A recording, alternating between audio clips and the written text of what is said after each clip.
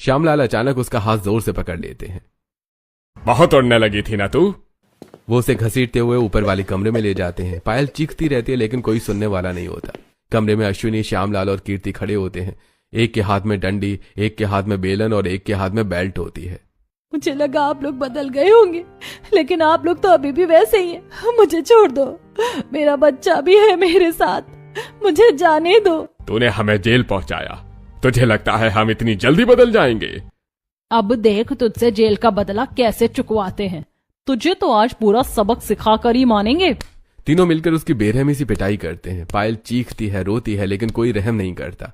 शाम को चिंटू खेलकर घर वापस आता है। जैसे वो अंदर आता है, पायल की हालत देखकर घबरा जाता है। मम्मी! पायल के हाथ, पैर और चेहरे पर चोट के निशान होते हैं। वो दर्द से करहा रही होती है। मम्मी आपको क्या हो गया? इतनी चोट कैसे लग गई? बेटा मैं सीढ़ियों से गिर गई थी। चिंटू अपनी छोटी छोटी उंगलियों से पायल के आंसू पोंछता है। मेरी प्यारी मम्मी, आपको रोने की जरूरत नहीं है। देखो मम्मी, मैंने आपकी सारी चोट ठीक कर दी। पायल का दिल टूट जाता है। दर्द से ज्यादा उसे अपने बच्चे की मासूमियत चुभती है। मैं अपने मासूम बच्चे को क्या बताऊं, कैसे बताऊं कि उसके नाना नानी ही उसकी माँ पर अत्याचार कर रहे हैं। मैं ही गलत कर बैठी, मैंने उन पर विश्वास कर लिया। दिन बीतते जाते हैं और अत्याचार बढ़ते जाते हैं। जब भी चिंटू खेलने बाहर जाता है तब पायल पर जुल्म शुरू हो जाते हैं। कभी उसे तेज धूप में छत पर खड़ा कर दिया जाता है, कभी उसके हाथ उबलते पानी में डाले जाते हैं जिससे उसके हाथों पर छाले पड़ जाते हैं। मम्मी मत करो। अब सह जैसे हमने सहा था जेल में। पायल हर दिन दर्द से गुजरती है लेकिन अपने बच्चे के सामने सब छुपा लेती है। दूसरी तरफ एक अनाथालय में मुकुल 18 साल का अपने कपड़े खुद धो रहा होता है।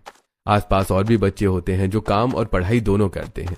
वहां की वार्डन प्रियंका खड़ी होती है। दीदी, मेरे घर वाले कहाँ हैं? मेरी बहन, मम्मी, पापा सब कहाँ हैं?